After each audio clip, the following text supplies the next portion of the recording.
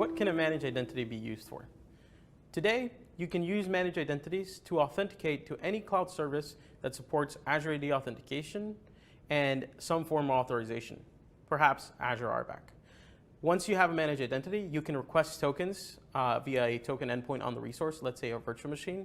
They have an endpoint where you can request tokens for a particular audience. So let's say I have a virtual machine. I can say, please give me a token. I need to talk to Key Vault. And then as long as I've been granted access to Key Vault, I can use that token to authenticate and maybe perhaps pull some keys from Key Vault or any other secret. Similarly, if I have a managed identity on, let's say, that same virtual machine, I can request a different token, but for storage. And if I've been given an Azure RBAC role assignment to storage, I can use that token to authenticate and maybe read data or push data to storage. So as long as the service that you're trying to authenticate to supports Azure AD authentication and has an authorization form, preferably Azure RBAC, then you're good to go and you can use that managed identity in your workload.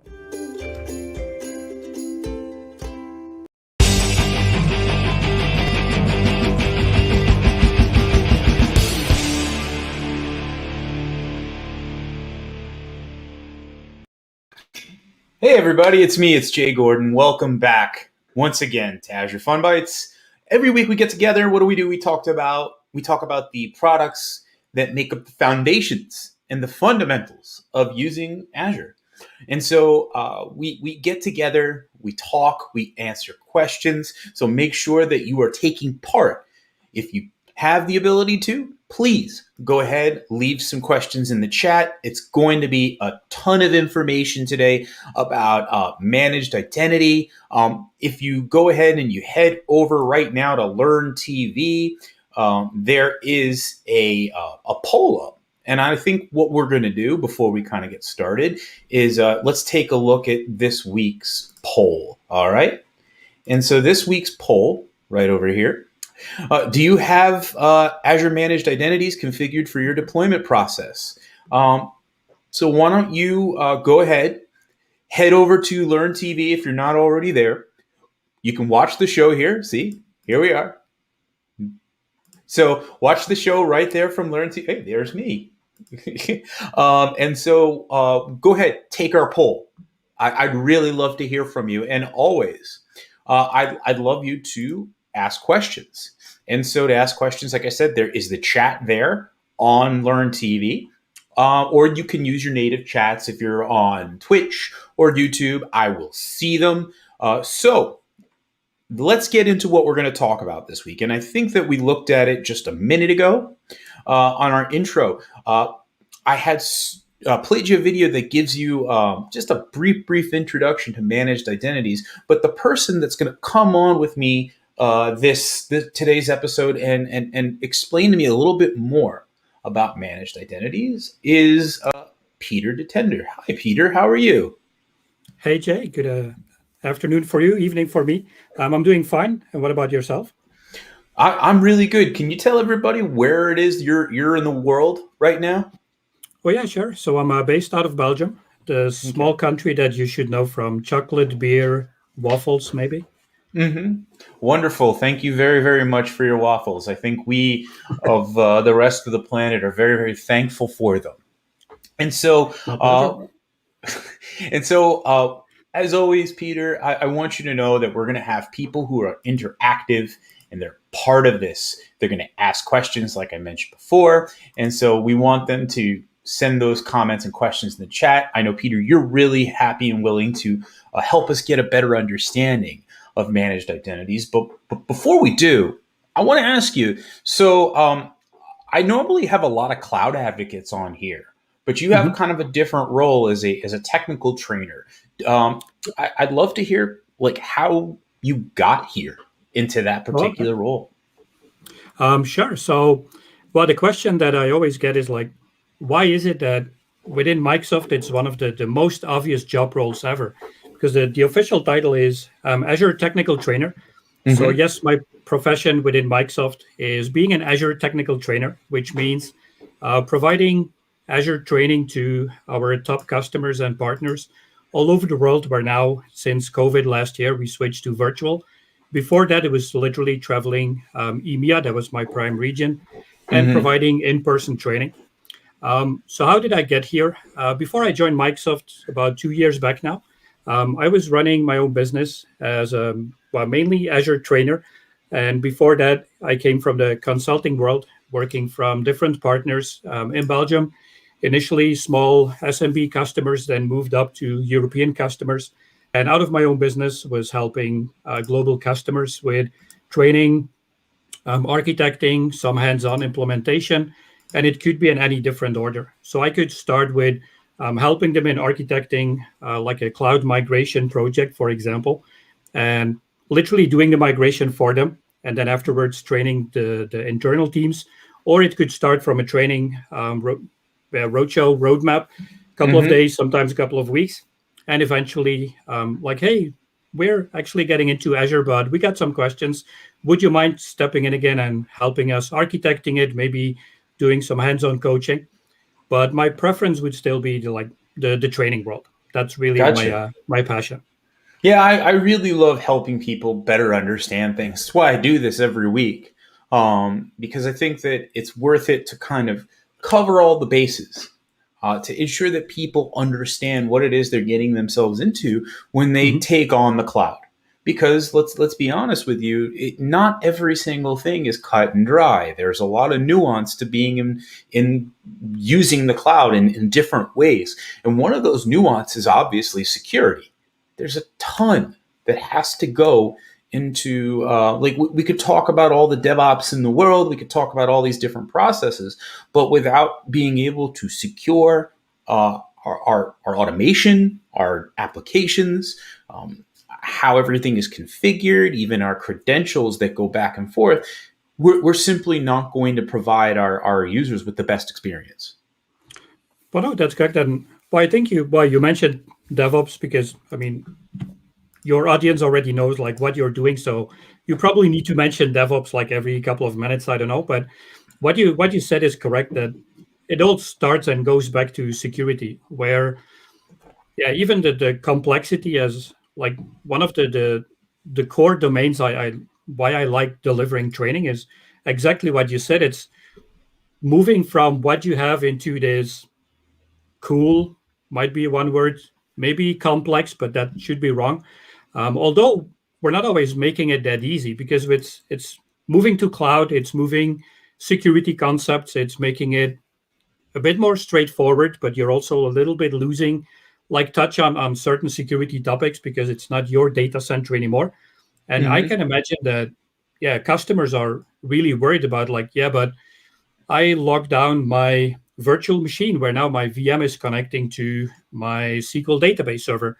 And in between, there's some firewall stuff going on. But once I move to cloud, and do I still have the same security? Or even before that, like, how can I make sure that not just any of my admins are like full cloud admins, right? Sure, So sure. Simple like access and management is still one of the more critical things, even when we're not talking about traditional bare metal environments or you know, I think the more we kind of look at automation and how we can ensure automation in our processes will continue to mean that we're going to have, you know, the best potential delivery of value to our end users. And that's one of the big things we talk about in DevOps, especially here in the Azure team around DevOps, is we always talk about, and there's that Donovan Brown kind of definition of DevOps. And I think that, you know, we're constantly using people and process to elevate the work we do so we can have deliver the most value. And so I think that's super, super important.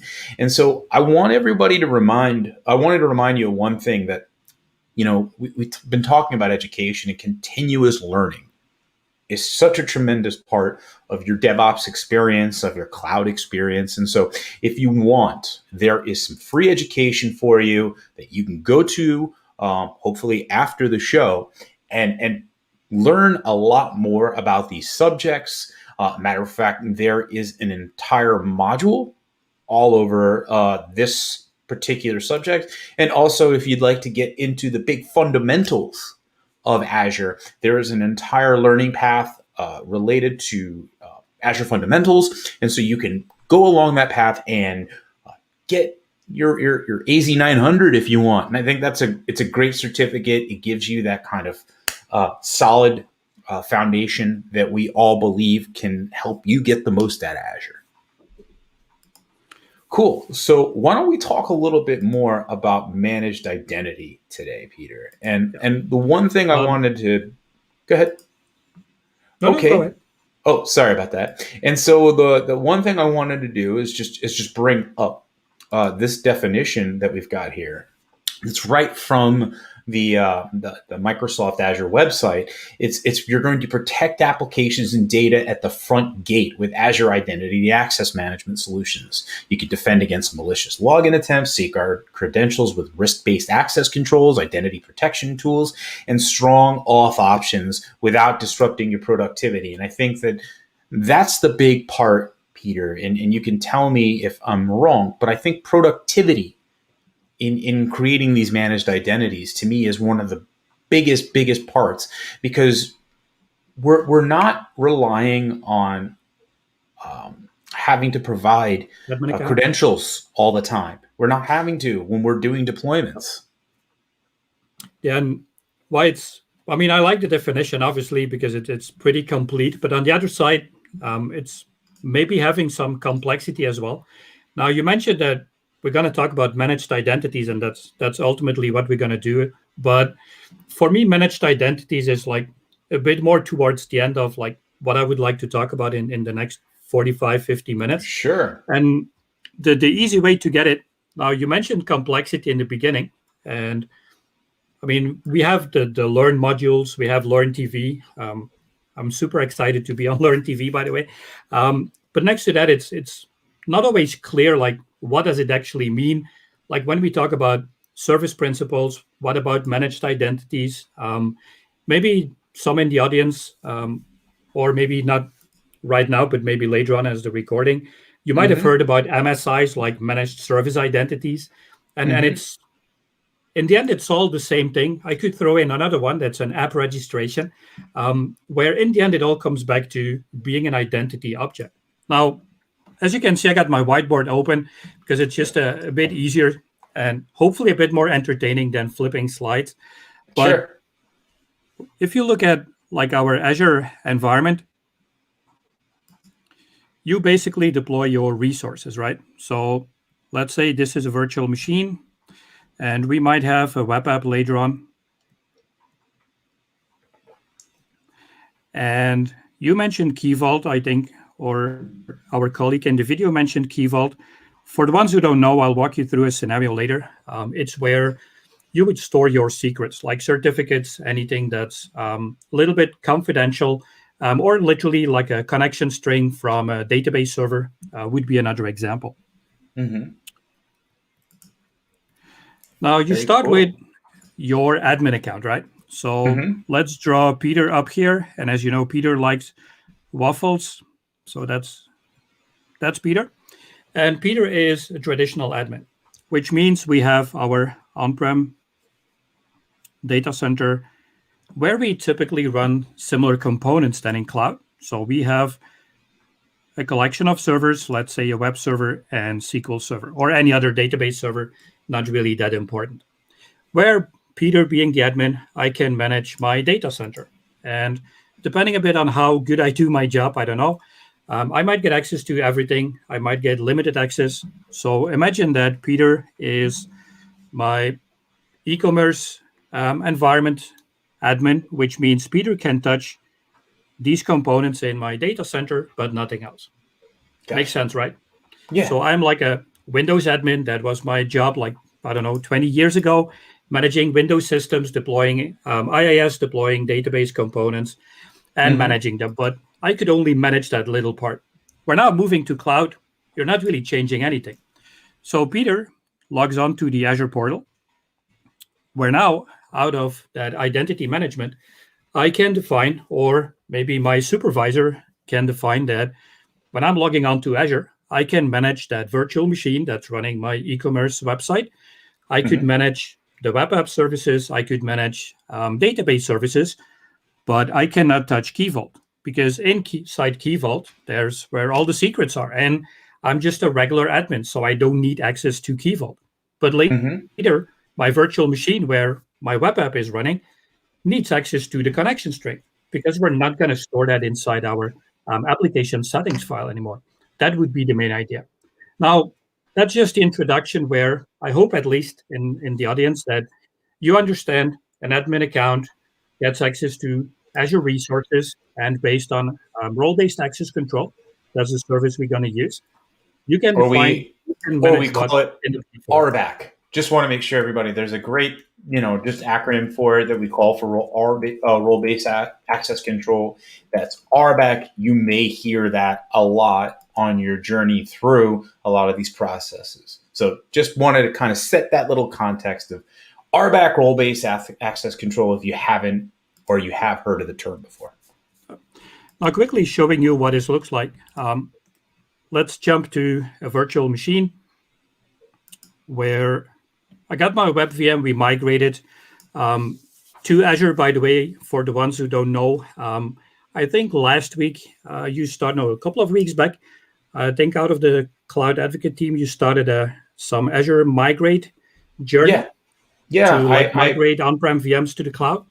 Yeah, myself and Abel, we had a session for a series that you can find on the DevOps Lab called On-Prem to the Cloud, where we looked at all the different scenarios of how to bring on-premises infrastructure into the cloud, whether it's lift and shift or using native services. Cool. So if you're not watching that one yet, I could definitely recommend it. So from here, we have identity and access management, where within we're going to define role-based access. Like a role could be almost any admin level permission that you want to grant. So if I'm like the virtual machine admin, I could dive into existing roles. I could customize, but not going to talk too much about that today. But out of that list of roles, if it shows me up here, there we go. You can be an owner, which means you got pretty much all permissions, including changing security permissions like access permissions. A typical admin role would be a contributor, which means that you can manage that resource. Could also be allocated on a resource group, could be managed on a subscription level if you want. So a couple of different levels in the hierarchy, because you're not going to define this per individual resource. If you have like my application, I'll walk you through later on. It's based on a collection of web servers, database servers. I have a similar example using functions. I got a similar example using Azure Web Apps, which means I can manage all resources in my e-commerce application resource group to just make it a bit more straightforward. Now, why is this important? Because it starts with that identity object. My admin account, PE Tender, is the admin account of my subscription and locking down what I can do inside my subscription. Now, from here, we could take it one step further and allocating groups, because Peter is probably not managing the whole Azure environment by himself. So we're going to extend it and adding other admins, where all these are coming from. No secrets there. Azure Active Directory. So if you look in Azure Active Directory, where depending a bit on the permissions you get, you can see everything. Every now and then you can only see the user list or the group list. But in here we have our users. We have groups like the network admins, the database admins, HR, but that's probably not really IT admin level permission related, but just any group you have, you could integrate on-prem groups, replicate them using Azure AD Connect. So that's like a little intro on Active Directory from on-prem, reusing all the users, all the admins, and why not taking over the permissions, right? Because in the end, once you start moving into the cloud, you're not going to change those permissions. Now, there's no, I would say, an immediate migration option like my network admins today will become network admins in Azure, but that's specifically what RBAC is giving you. Now, from here, that's really the baseline. Azure AD, your identity source, and that's where everything is starting. So from here, let's move to our service principal concept. Do you know service principals? Because it's service principal, managed identities, app registration. It's all similar but slightly different. Should we Hmm. jump to service principals? Yeah, let's do Sure. it. Absolutely. Cool. So what is a service principal? It's an Azure AD object similar to like a Peter admin account, but this time it's not linked to a user. It's not linked to a group. It's like a service account.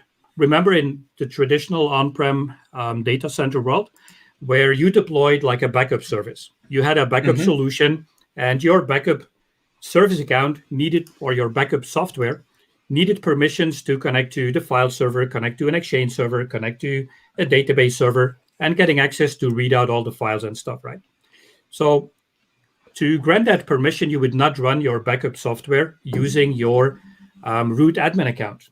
You would Hmm. also not configure it with your Peter admin account, because if Peter's leaving the organization for whatever reason and out of your user management, you would disable the Peter account. It means that the backup will fail as well. So Sure. that's why we talked about service accounts. You create an account in your identity system and you provide permissions.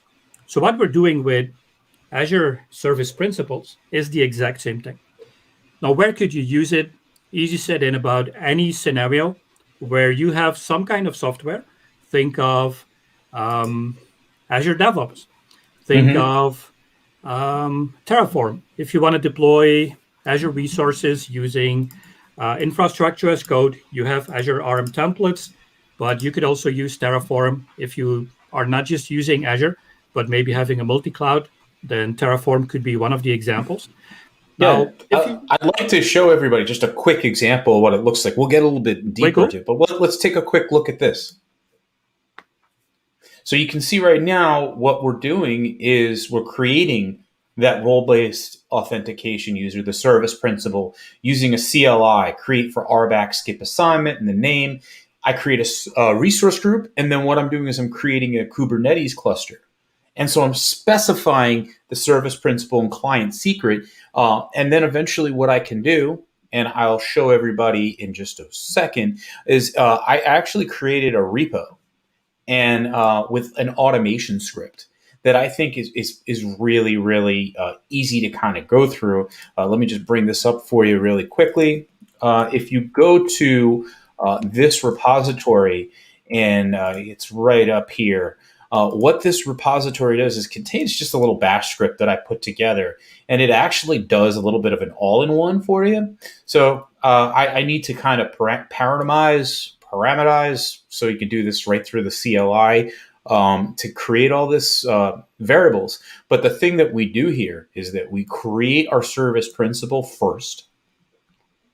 We grab our username and or our app ID and password, which is essentially just our username and password, right, Peter? Yep, that's it. And And the then what link we're to the subscription and the link to Mhm. the Azure AD tenant. And then what we'll do is we'll go here, we'll create a resource group, we'll create that cluster like I showed you in the GIF. We'll get our credentials. Then what we're going to do is we create an Azure resource, excuse me, we create an Azure container registry. And so I'm going to want to automate pulls from the ACR over to my AKS cluster, my Azure Kubernetes Service cluster. And there's no reason for me to have to provide the username and password for that container registry every single time. That's overkill. So what you can do is you'll see here is we'll create a role assignment right here, and then I'll let you kind of take it from here, Peter, on what you got to show next. But I want to just give everybody a real world scenario that they can use right now on their own that implements this process. Because now I create the role assignment that tells it that we can do ACR pull from our Kubernetes cluster over to our ACR, and that gives us a little bit of additional security to automate that process. So I can go into my CI/CD and say, when a new container gets pushed into the container registry, kick that process off, and we don't need to worry about our credentials. Way cool. And it's exactly what it means, right? So let me reuse your example and go back to my basics, right? Where we talked about like Peter the admin or my network admins or system admins, Azure AD group, where out of that service principle, let me get rid of our on-prem data center. Oh, come on. Just because I need some space on the whiteboard, that's all. I love this whiteboard. This is really cool. But I talked about like the service principle for like third-party integration, like the backup software or like Azure DevOps. So what we can do in our identity,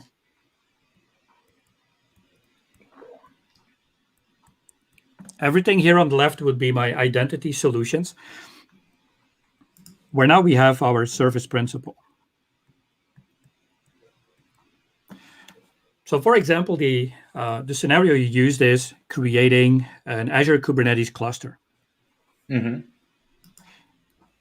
Now, for the ones who know a little bit about AKS or you don't know anything about AKS at all, it's Kubernetes as a service, which means that under the hood, it's deploying virtual machines, it's deploying the Kubernetes API server, it's deploying the network, it's deploying a load balancer and everything else.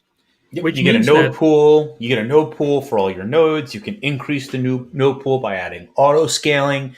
They're all this like huge concepts that you don't need to do on your own. Yep. Now, to be able to create all those resources in the back, it's not Peter the admin or somebody else who's doing it. It's literally that Kubernetes service. Now, there was one way that Jay showed you, like using that little script, and I would definitely recommend you to use that one.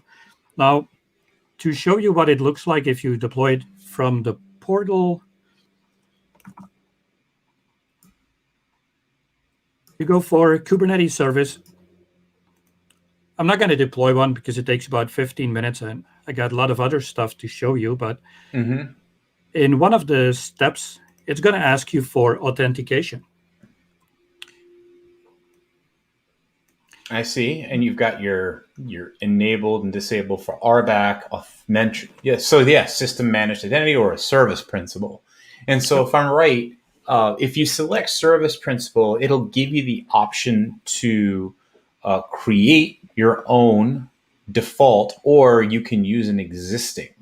So, if you have a service principal that you're already using for a certain process and you want to keep everything under the same, I wouldn't. I would create a service principal, and you can tell me if this is right. I would create a service principal that is specific to a task. I don't. Would you share service principles, or would you kind of keep them like singularly focused?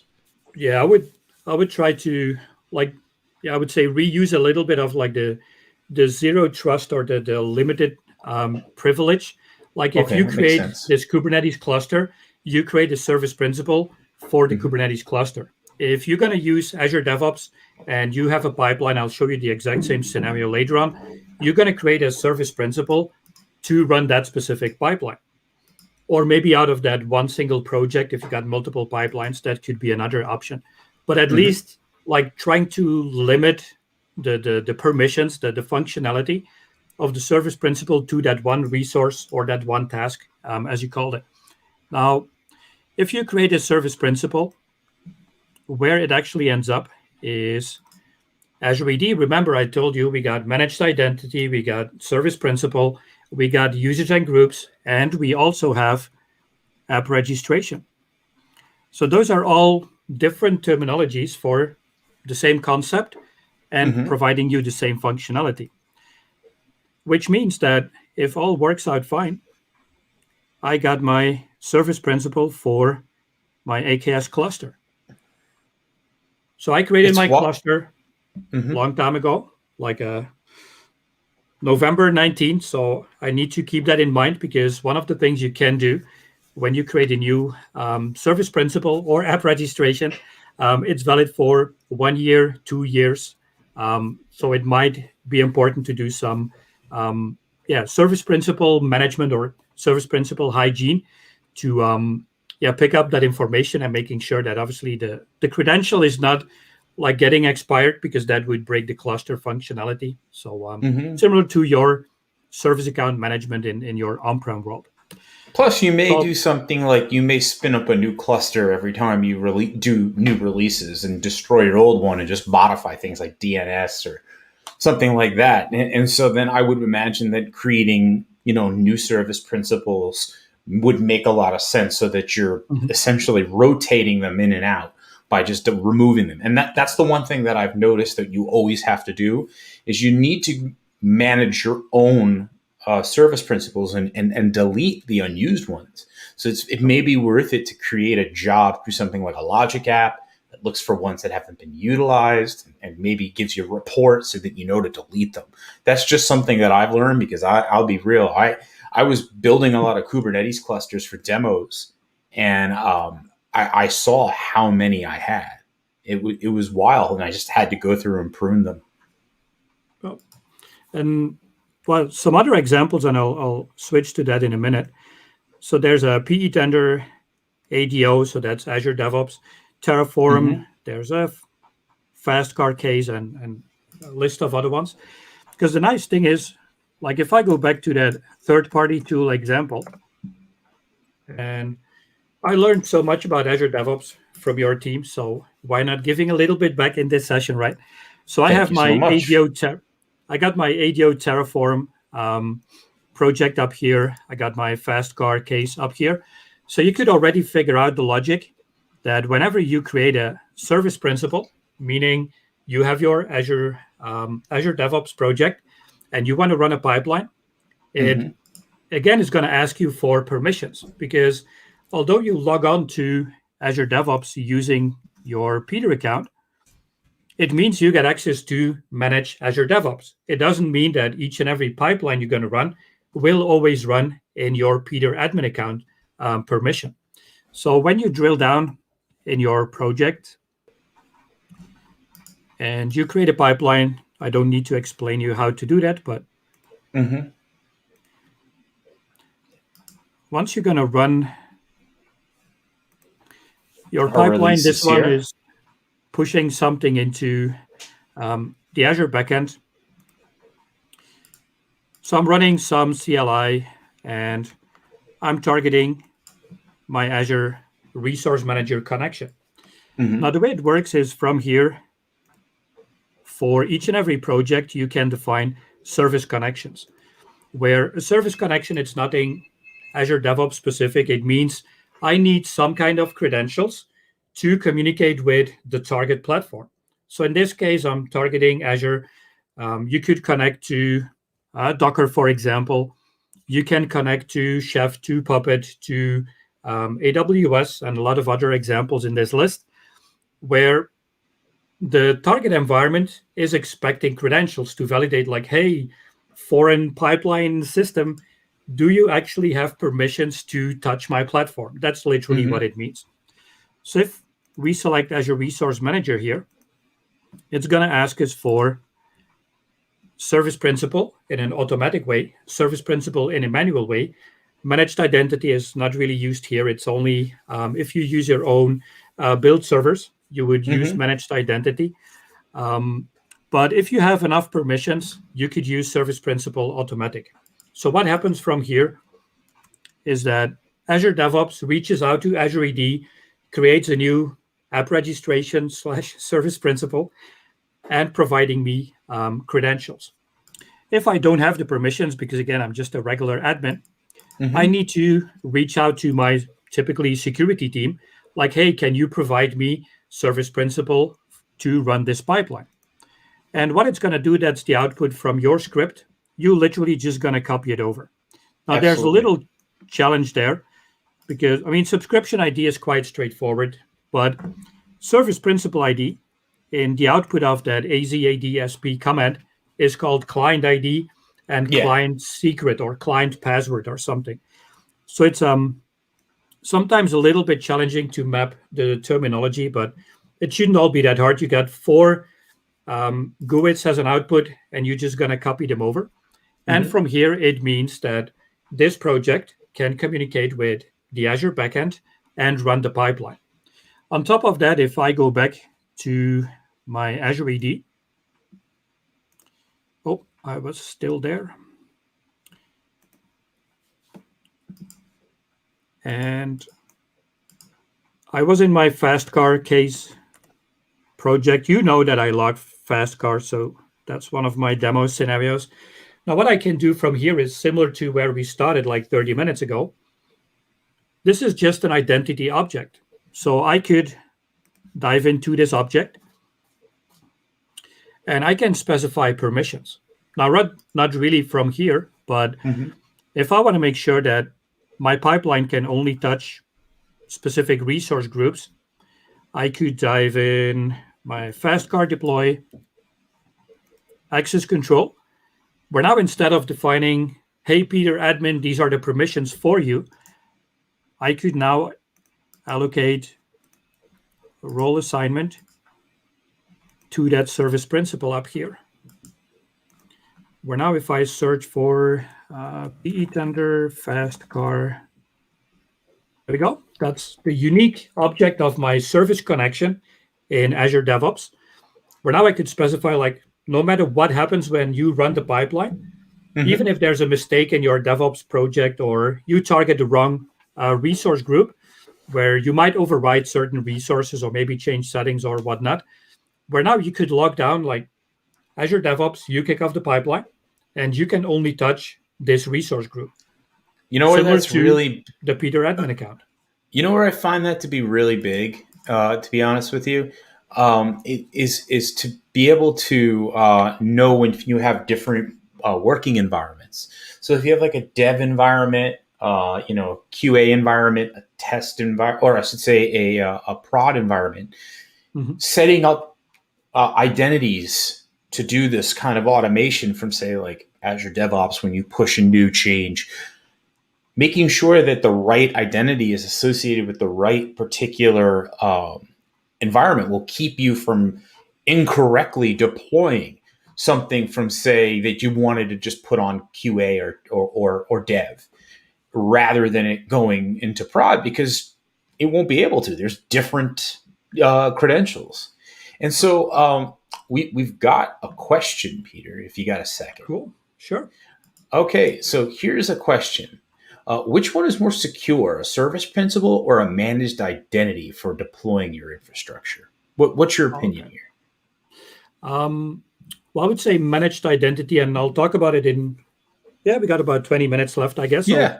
So, we're like literally building up, right? We started with user, Peter, admin account-like scenarios, now moving to service principals, or even like the Kubernetes scenario, like using an Azure resource to hand out permissions. Now, there is one main difference, although, again, they're all doing similar things, but there's one main difference that's like ultimately why you should use managed identities. It's not the only option, but I'm not going to expose that little secret yet, because that would blow the last 15 minutes away. Yeah. So I would like to build it up, but very good question, and it's one that like comes up all the time. Thank you so much, Prathamesh. We really appreciate you taking part. Cool question. Remind me if I forget about it, although I probably won't, but you'll never know, right? Let's see. I'll show you something else with service principals. So imagine I have a web application that's interacting with Azure AD, which means I want to make sure that whenever my users are connecting to the web app, they need access to the application, forcing authentication. I mean, nothing new. We've been doing that for so long. But next to that, why not reading out information from Azure AD? So one example I have is up here. And obviously there's a reason. Oh, yeah, there we go. There is a reason why I'm not exposing everything, because again, my service principal information that you see up here. So it's in my application app settings file. So it's a .NET application, but could be Python, could be Java, could be Node, doesn't really matter. It's all coming back to the same concept. And what I'm doing here is starting up my app. And whenever my app is coming up, I'm going to force users to authenticate.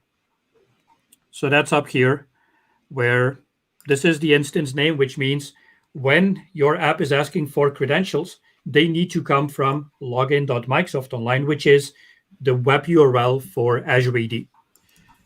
Next, you can specify specific domains. So in this case, this is my personal domain. It's linked to my email address, so no secrets there. It means that anyone from my PDTIT organization can use the app. If I'm trying to log on with my PE tender at Microsoft, it's not working. Why not? Because I'm telling the only domain that can be accepted during the authorization will be this specific domain. If you don't specify it, it means that any Azure AD user can log on as long as they provide consent. Now, to provide permissions to my app that's running on Azure, but even that is not important, it means that the app itself is reaching out to Azure AD for example, reading out your profile, like first name, last name, email address, or anything else you want to read out from your users. So that's a little piece of magic that's built in. Takes you 4 clicks in your .NET application in Visual Studio, but it's coming back to that service principle. And the outcome, let's see if it still runs. Should give me some. So you're getting your Blazor test, from what I can see. It's a little small, but I can see that right now it's doing a build server. Oh yeah, creation. it's running the build down here. Well, Great. Just while this is running, so I'm not a developer, and I was like, well, maybe it's about time after working in IT for 25 years to maybe do a little bit more on the development side. And then looking into Blazor was one of the upcoming technologies, but not really upcoming, it's already there, Sure. where it's all based on .NET, and I think it's still worthwhile to learn a little bit about .NET in the Microsoft world. But it's pretty cool. I managed to build this app in 2 weeks during Christmas holidays. That's where I started. In meantime, it's going up. So you can see here that when it's starting up, it's connecting to that Microsoft authentication mechanism, Azure AD, using OAuth. That's the protocol. And I'm authenticated. And then the little gimmick I have is show my profile. That's it. Nothing special. I mean, it's what we all do within specific applications.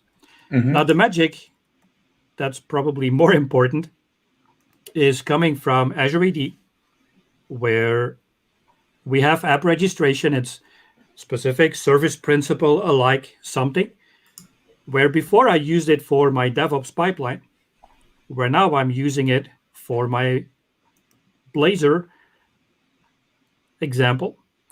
And what I can specify here, so there is my app ID, there's the tenant ID, similar to the output again that we talked about earlier for the pipelines, or the output for the Kubernetes cluster. But what we can do here is specifying what is the permission that the app has, the Azure AD object, to communicate with other applications. So I'm using Microsoft Graph. That's what we use to read out user profile information. I mentioned first name, last name, email address, anything else. But from here, you can do a lot more as well. So Microsoft Graph, it's basically interacting with Microsoft 365 overall. If you want to read out email, if you want to build your own custom to-do app, or like a calendar app, if you're not using Outlook, for example, but maybe a line of business application. But from here, you could also define interaction with other Azure components. And it's not the user getting the permission, it's the web app itself getting that permission. So it's like a user impersonation-alike scenario where the app is reaching out to the backend, again, based on specific permissions. So it's like RBAC, but for app registrations. Really, really useful. Really cool stuff. And again, super powerful. Let's see. Did I cover everything? Service principles, user service principles. No, go ahead. Little managed identities? Yeah. Yeah, we got about 15 minutes left.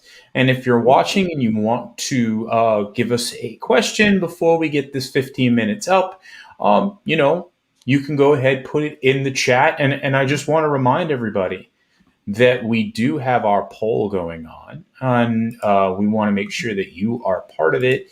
Remember the poll: do you have Azure Managed Identities configured for your deployment process? Let us know. We want to know a lot about what you're doing. So cool. So user admins, group admins. Next, we talked about service principals. So why not closing with managed identities? So it's still part of the same Azure identity scenario. It's still some kind of identity object. But the main difference is that the managed identity can be linked to an Azure resource. So a couple of scenarios where you can use it. Let's say I'm going back to my original example, my e-commerce solution. It's running on virtual machines, but I'm slightly moving into Azure Platform Services. So I could move my SQL Server database that's running inside a virtual machine today, moving that into SQL Azure, where now it means that my virtual machine needs permissions to communicate with SQL Azure. Or my web app needs access to Key Vault. I didn't do a demo on Key Vault yet. I'm definitely going to do that. Where, let's say, your AKS Kubernetes cluster needs access to Key Vault to read out a container database. If I would move my e-commerce web app into Kubernetes running container, it means that the web instance, my container instance coming up, like, hey, I'm going to reach out to Key Vault, grab that SQL password because I'm not going to hard code it anymore in my app settings config file. So that would be the scenario. Now, to show you what it does, and that should immediately answer the question we got earlier. So what we can do is go into, for example, web apps. Let's do something with web apps first. Or functions, even more mind-blowing technology, serverless. So there's no admin account. There's no underlying system anymore. It just runs. So I'll do functions and API driven.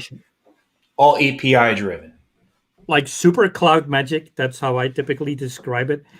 So I got a function. It's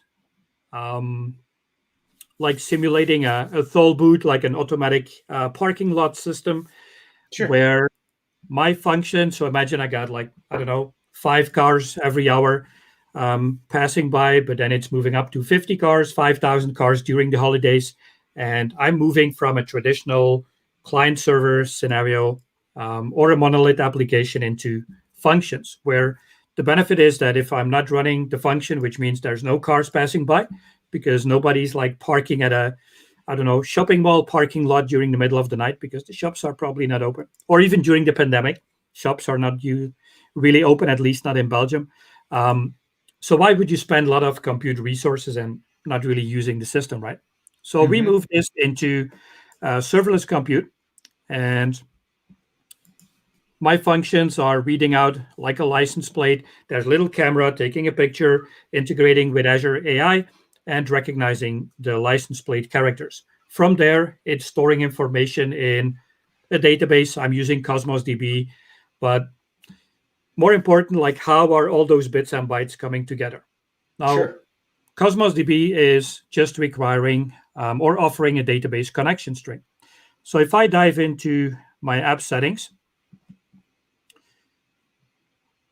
you're going to see that I'm using Key Vault, where I'm storing blob connection. I'm storing my API, artificial intelligence key for reading out my license plates. I'm authenticating to Cosmos DB and some event grid for the more optimized way of handling my functions. Now, in a non-Key Vault scenario, let's maybe explain that for a second. If I go to Cosmos DB, let's do a new tab to speed it up a little bit. No, not this one. I said speed it up a little bit and then using the wrong website. Smart Peter.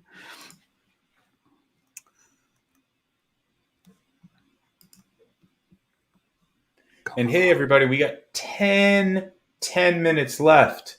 And so reminder, take poll and ask your questions while we have this opportunity to talk to Peter. So within my Cosmos DB, it's running up here. I could read out the connection string, and in your app settings, similar to what I showed you with my Blazor app, you could move this into a connection string, right? Needing username, database admin account, password, those kind of like secret credentials. So what we're doing is, I'm not going to wait for this, but moving it into Key Vault.